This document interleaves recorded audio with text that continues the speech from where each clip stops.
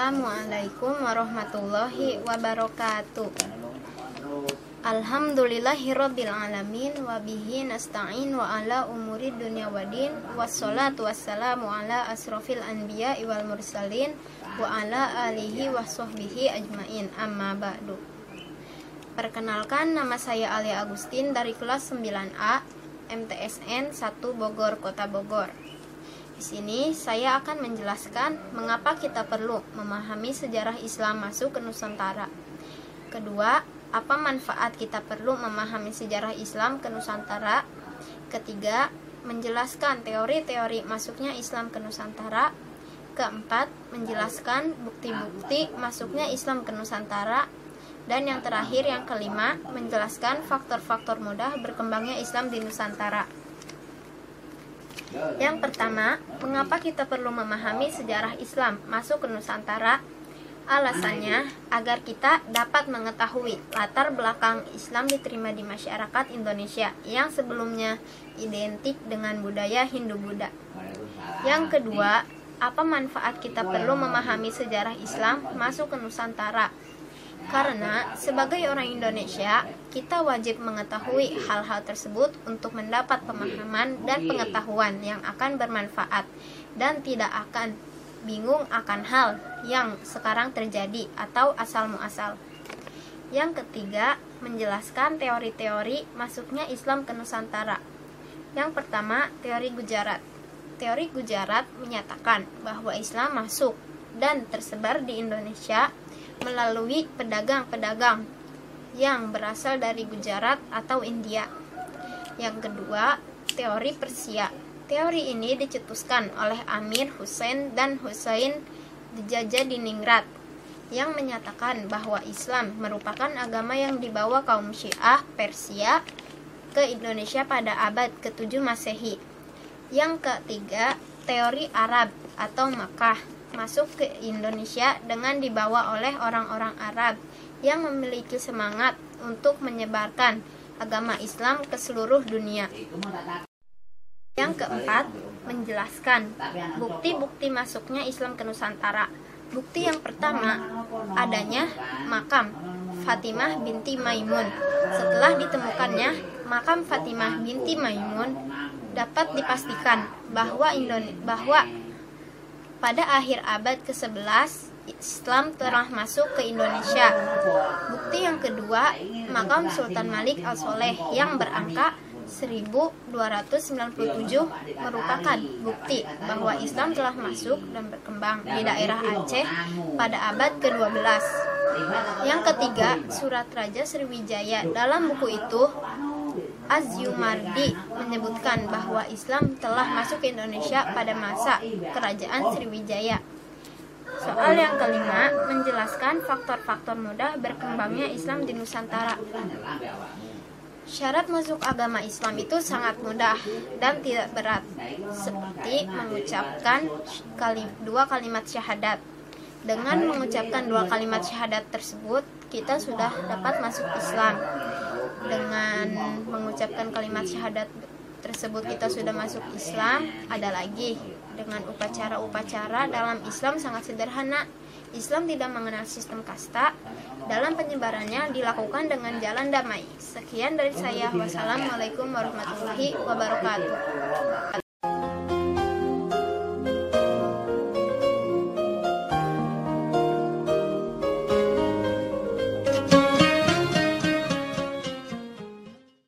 Bismillahirrahmanirrahim. Assalamualaikum warahmatullahi wabarakatuh.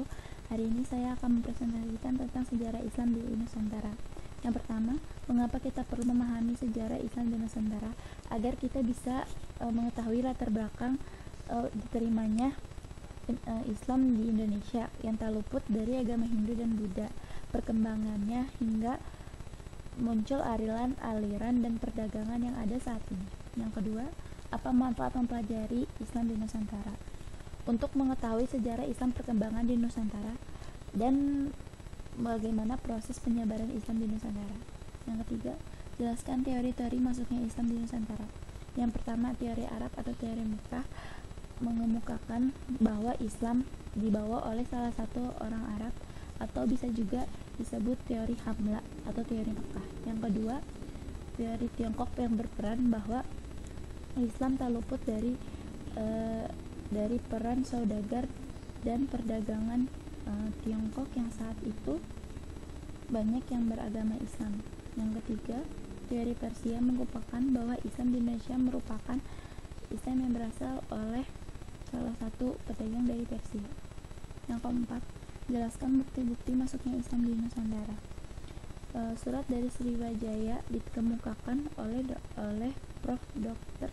Azmurazi Asla dalam bukunya Jaringan Nusantara Ulama di Nusantara. Yang kelima, jelaskan jaringan Nusantara Ulama di Nusantara. Yang kelima, jelaskan faktor yang mudah berkembang di Indonesia. Yang pertama, aliran perdagangan, karena banyak yang agama Islam yang penyebarannya lewat perdagangan, dan cara masuk Islam juga cukup mudah dengan mengucapkan 2 kalimat syahadat, dan Islam juga yang bertempu pada kedamaian, dan aturan dalam Islam tidak terlalu memaksa. Sekian presentasi dari saya. Assalamualaikum warahmatullahi wabarakatuh.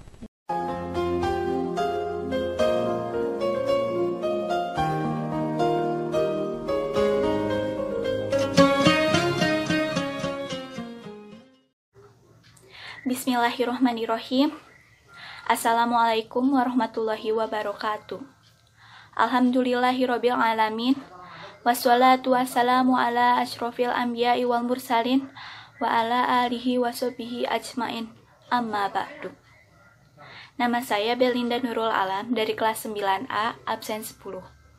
Pertanyaan yang pertama, mengapa kita perlu memahami sejarah Islam Nusantara?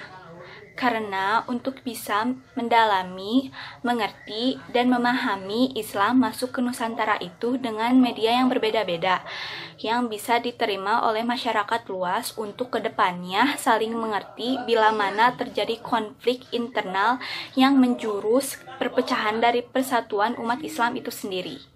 Nomor 2, apa manfaat mempelajari sejarah Islam di Nusantara?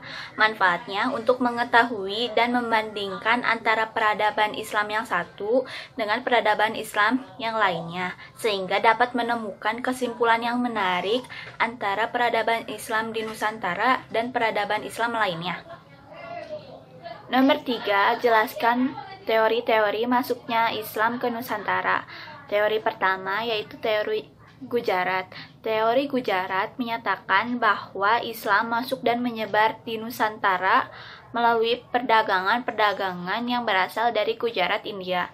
Yang kedua, teori Persia. Menurut teori ini, agama Islam masuk ke Nusantara berasal dari Persia. Teori ini dicetuskan oleh Amir Hussein dan Husain Jayadiningrat yang menyatakan bahwa Islam merupakan agama yang dibawa oleh kaum Syiah Persia ke Indonesia pada abad ke-7 Masehi. Yang ketiga, teori Arab atau Mekah. Menurut teori ini, Islam masuk ke Indonesia yang dibawa oleh orang-orang Arab yang memiliki semangat tinggi untuk menyebar agama Islam ke seluruh dunia. Yang terakhir, teori Cina. Menurut teori ini, Islam masuk ke Indonesia dengan dibawa oleh perantau Muslim Cina. Nomor 4, jelaskan bukti-bukti masuknya Islam ke Nusantara. Bukti pertama, batu nisan dari Sultan Samudra Pasai Malik As-Saleh pada tahun 1297 Masehi yang memiliki corak khas Islam Gujarat. Yang kedua, catatan Marco Polo bahwa di Perlak telah ditemukan banyak penduduk yang memeluk agama Islam dan banyak ditemukan pedagang Islam yang berasal dari India yang menyebarkan Islam di Indonesia. Yang ketiga, adanya kesamaan budaya antara Islam Persia dengan Islam Nusantara, seperti peringatan Asyura dan peringatan Tabut. Yang terakhir, makam Malik As-Saleh di daerah Aceh ditemukan makam seorang sultan yang bertuliskan tahun 1297. Berdasarkan bukti tersebut, diperkirakan jika Islam sudah berkembang di tanah Rencong jauh sebelum abad ke-12. Nomor 5, jelaskan faktor-faktor mudah berkembangnya Islam di Nusantara. Yang pertama, Islam tidak kenal strata, kasta, atau pelapisan sosial. Dalam ajaran agama Islam, yang membedakan seseorang mulia atau tidaknya adalah ketakwaannya, bukan kekayaan, jabatan, darah biru, atau faktor lainnya. Selama seseorang itu bertakwa, maka dia sangat mulia di mata Allah. Dalam Islam, nilai-nilai sosial juga sangat diajarkan, sehingga Islam bukan hanya menekankan hablum minallah, hubungan manusia dengan Allah, tetapi juga hablum minannas, hubungan manusia dengan manusia. Yang kedua, agama yang bertumpu pada kedamaian. Kata Islam artinya adalah damai, sejahtera. Maka umat Islam sesungguhnya umat yang terus menyerukan perdamaian. Hal ini tidak lepas dari ajaran Nabi Muhammad Rasulullah SAW. Sekian, wassalamualaikum warahmatullahi wabarakatuh.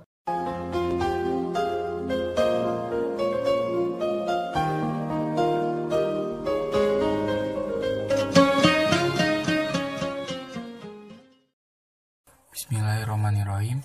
Assalamualaikum warahmatullahi wabarakatuh. Alhamdulillahirabbil alamin. Wassalatu wassalamu ala asyrofil anbiya'i wal mursalin wa ala alihi wa sahbihi ajma'in. Amma ba'du. Perkenalkan, nama saya Deifa Syabani Akbar dari kelas 9A, absen nomor 11. Jawaban untuk soal di Google Class nomor 1, mengapa kita perlu memahami sejarah Islam Nusantara, yaitu perlu dipelajari agar kita dapat memahami latar belakang Islam diterima di masyarakat Indonesia yang sebelumnya identik dengan budaya Hindu-Buddha. Perkembangannya hingga muncul aliran-aliran dan pandangan-pandangan yang ada saat ini, pengaruh budaya lokal dan dari peradaban sebelumnya, juga menjadikan Islam di Indonesia memiliki sejumlah hal-hal seremonial yang ada sekarang. Dengan begitu, kita bisa bertindak lebih bijak terhadap perbedaan yang ada dalam Islam. Dan jika perlu, mencari cara untuk metode untuk mendorong perubahan pemahaman yang lebih dalam dan baik tanpa menciptakan konflik. Nomor 2. Apa manfaat mempelajari sejarah Islam Nusantara? Pertama, untuk mengetahui perkembangan peradaban Islam di Indonesia. Kedua, sebagai pelajaran untuk diterapkan di masa sekarang. Ketiga, peradaban Islam pada masa Nabi Muhammad adalah peradaban yang paling sempurna, sehingga dapat dijadikan pelajaran di masa sekarang. Keempat, untuk menyelidiki dan mengetahui sejauh mana kemajuan yang telah dicapai oleh umat Islam sebelumnya. Kelima, untuk menggali dan meninjau kembali faktor-faktor yang menyebabkan terjadinya kemajuan Islam dalam sejarah peradaban Islam di Nusantara. Keenam, untuk mengetahui dan membandingkan antara peradaban Islam satu dengan peradaban Islam lainnya.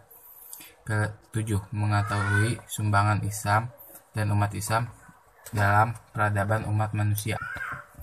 Jawaban untuk nomor ketiga, jelaskan teori masuknya Islam ke Nusantara. Teori pertama, teori Gujarat. Teori ini beranggapan bahwa agama dan kebudayaan Islam dibawa oleh para pedagang dari daerah Gujarat yang berada di India, yang berlayar melalui Selat Malaka. Teori ini menjelaskan bahwa kedatangan Islam ke Nusantara sekitar abad ke-13 melalui kontak para pedagang dan kerajaan Samudra Pasai yang menguasai Selat Malaka pada saat itu. Teori ini juga diperkuat dengan penemuan makam Sultan Samudra Pasai, Malik As-Soleh, pada tahun 1997 yang bercorak Gujarat. Teori ini dikemukakan oleh Christian Snow, Hangorje, dan J. Pichnapel. Kedua, teori Persia. Umar Amin Hussein dan Hussein Jajaningrat berpendapat bahwa Islam masuk ke Nusantara melalui para pedagang dari Persia, bukan dari Gujarat. Persia adalah sebuah kerajaan yang kemungkinan besar berada di Iran.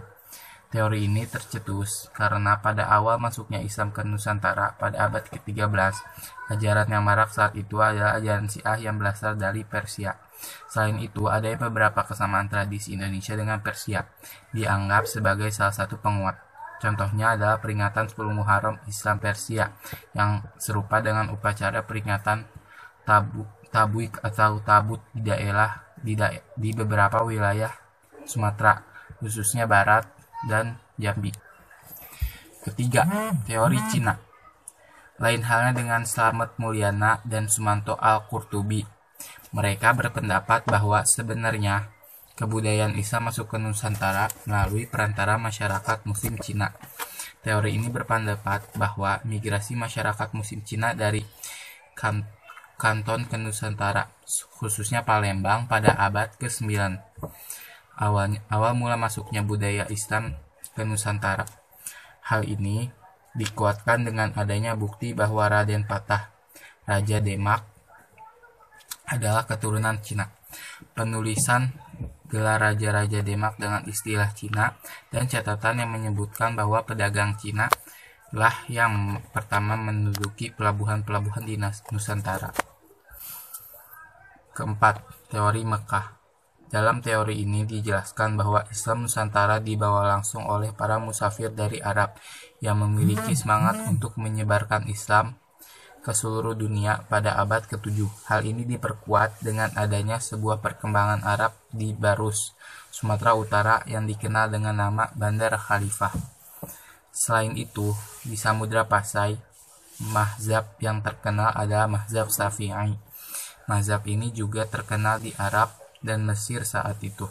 Kemudian yang terakhir adalah digunakan gelar Al-Malik pada raja-raja Samudra Pasai, seperti budaya Islam di Mesir. Teori ini yang paling banyak mendapat dukungan para tokoh seperti Van der, Anthony H. Jos, T.W.L. North, dan Buya Hamka. Keempat, jelaskan bukti-bukti masuknya Islam ke Nusantara. Bukti fisik dari awal masuknya Islam di Indonesia atau Nusantara antara lain: 1.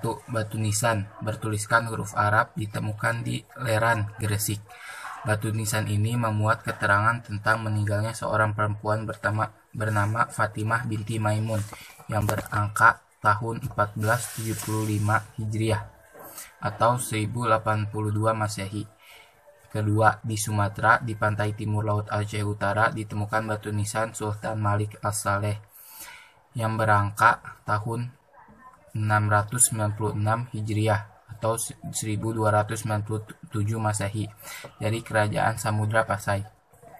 Serangkaian batu nisan yang sangat penting ditemukan di kuburan-kuburan Jawa Timur, yaitu di Trowulan dan Troloyo, dekat situs Istana Majapahit. Batu nisan ini menunjukkan makam-makam orang Muslim, namun lebih banyak menggunakan angka tahun Saka India dengan angka Jawa kuno daripada tahun Hijriah dan angka Arab. Batu nisan yang pertama ditemukan di Trowulan memuat angka 1290 Saka atau 1368 sampai 1369 Masehi. Di Troloyo ada batu-batu nisan yang berangka tahun antara 1298 1533 Saka atau 1375 sampai 1611 Masehi. Batu-batu nisan itu memuat ayat-ayat Al-Quran. Keempat, sebuah batu nisan Muslim kuno yang bertarik 822 Hijriah atau 1419 Masehi, ditemukan di Gresik, Jawa Timur. Batu nisan ini menjadi tanda makam Syekh Maulana Malik Ibrahim yang merupakan salah satu anggota Wali Songo. Bentuk batu nisan makam Maulana Malik Ibrahim di Gresik, Jawa Timur memiliki kesamaan dengan bentuk batu nisan yang ada di Cambai, Gujarat, di India. Diperkirakan batu nisan tersebut diimpor dari Gujarat ke wilayah Nusantara yang beriringan dengan penyebaran Islam. Kelima, faktor-faktor Islam mudah berkembang di Indonesia. Faktor-faktornya, yang satu, syarat untuk masuk agama Islam cukup mudah, yaitu hanya dengan mengucapkan 2 kalimat syahadat. 2. Tidak ada pembagian kasta dalam Islam. Miskin atau kaya semuanya memiliki derajat yang sama. 3. Penyebaran Islam dengan cara yang menarik masyarakat dan damai, misalnya melalui kesenian. 4. Kerajaan Islam yang berkembang pesat seperti Kerajaan Samudra Pasai, akibat jatuhnya Kerajaan Majapahit. 5. Upacaranya yang sederhana. Terima kasih. Wassalamualaikum warahmatullahi wabarakatuh.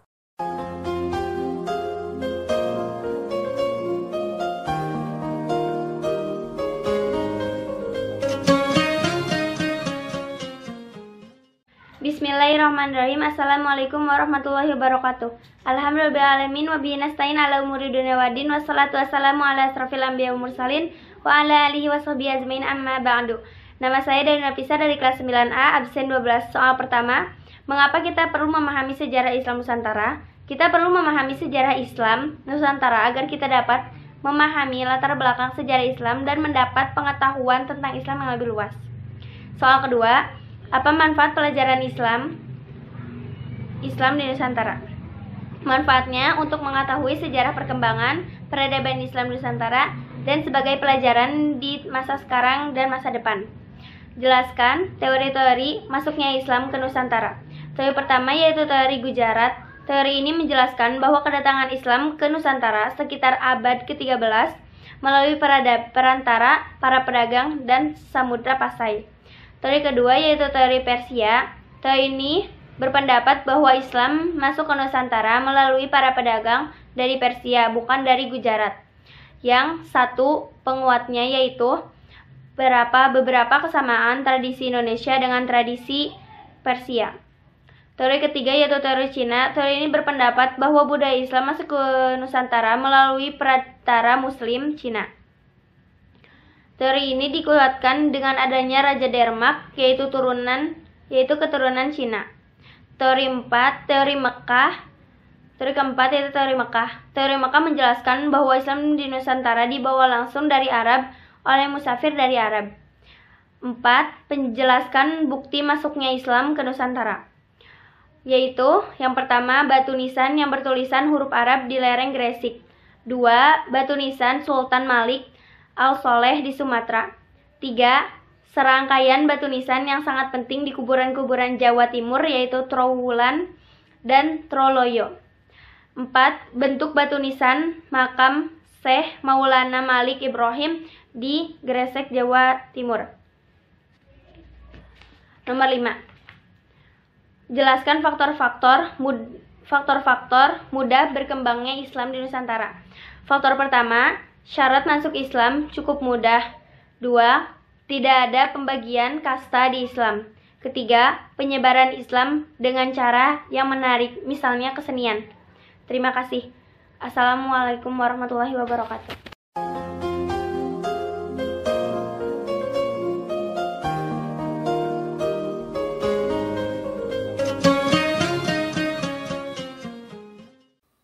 Bismillahirrahmanirrahim.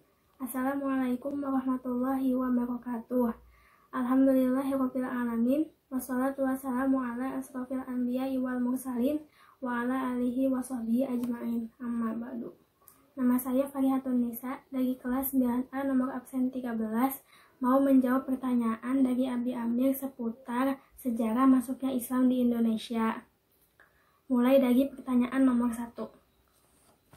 Mengapa kita perlu memahami sejarah Islam Nusantara? Alasannya karena agar kita dapat memahami latar belakang Islam diterima di masyarakat Indonesia yang identik dengan budaya Hindu-Buddha. Dengan begitu, kita bisa bertindak lebih bijak terhadap perbedaan yang ada dalam Islam. Pertanyaan nomor 2, apa manfaat mempelajari sejarah Islam Nusantara? Manfaat dari mempelajari sejarah Islam Nusantara adalah agar kita mengetahui sejarah perkembangan peradaban Islam di Indonesia, menambah wawasan serta membuat kita lebih mengenal Islam. Pertanyaan nomor 3, jelaskan teori-teori masuknya Islam di Nusantara. Ada 4 teori. Bagaimana proses masuknya Islam ke Nusantara, yaitu 1. Teori Gujarat. Teori ini menjelaskan bahwa kedatangan Islam ke Nusantara sekitar abad ke-13 melalui kontak para pedagang dari Gujarat dan Kerajaan Samudra Pasai yang menguasai Selat Malaka pada saat itu. Teori 2 adalah teori Persia. Teori ini tercetus pada awal masuknya Islam ke Nusantara di abad ke-13. Ajaran yang masuk saat itu adalah ajaran Syiah yang berasal dari Persia. Selain itu, adanya beberapa kesamaan tradisi antara Indonesia dengan Persia dianggap menjadi salah satu penguat teori ini. Teori ketiga adalah teori Cina. Teori ini berpendapat bahwa migrasi masyarakat Muslim di Cina dari Kanton ke Nusantara, khususnya Palembang pada abad ke-9 menjadi awal masuknya budaya Islam ke Indonesia. Teori 4 adalah teori Mekah. Dalam teori ini dijelaskan bahwa Islam di Nusantara dibawa langsung oleh para musafir yang memiliki semangat untuk menyebarkan Islam ke seluruh dunia pada abad ke-7. Pertanyaan nomor 4. Jelaskan bukti-bukti masuknya Islam ke Nusantara. Bukti-bukti masuknya Islam ke Nusantara diantaranya 1. Ditemukannya makam Sultan Samudra Pasai Malik As-Soleh pada tahun 1297 yang bercorak Gujarat. 2. Adanya peringatan 10 Muharram Islam Persia yang serupa dengan upacara peringatan bernama Tabwik atau Tabut di beberapa wilayah Sumatera, khususnya Sumatera Barat dan Jambi. 3. Adanya bukti bahwa Raden Patah atau Raja Demak adalah keturunan Cina. Penulisan gelar-gelar Raja Demak dengan istilah Cina. Catatan yang menyebutkan bahwa pedagang Cinalah yang pertama menduduki pelabuhan-pelabuhan di Nusantara, serta 4. Adanya sebuah perkampungan Arab di Barus, Sumatera Utara yang dikenal dengan nama Bandar Khalifah. Pertanyaan nomor 5. Jelaskan faktor-faktor mudah berkembangnya Islam di Nusantara. Faktor-faktor penyebab mudahnya Islam berkembang di Nusantara yaitu 1. Syarat untuk masuk agama Islam cukup mudah, yaitu dengan mengucapkan 2 kalimat syahadat. 2. Tidak adanya perbedaan kasta. Dalam Islam, miskin atau kaya, semuanya memiliki derajat yang sama. 3. Cara penyebaran agama Islam yang menarik seperti misalnya melalui kesenian. 4. Kerajaan Islam yang berkembang pesat seperti Kerajaan Samudra Pasai akibat jatuhnya Kerajaan Majapahit. Sekian dari saya. Wassalamualaikum warahmatullahi wabarakatuh.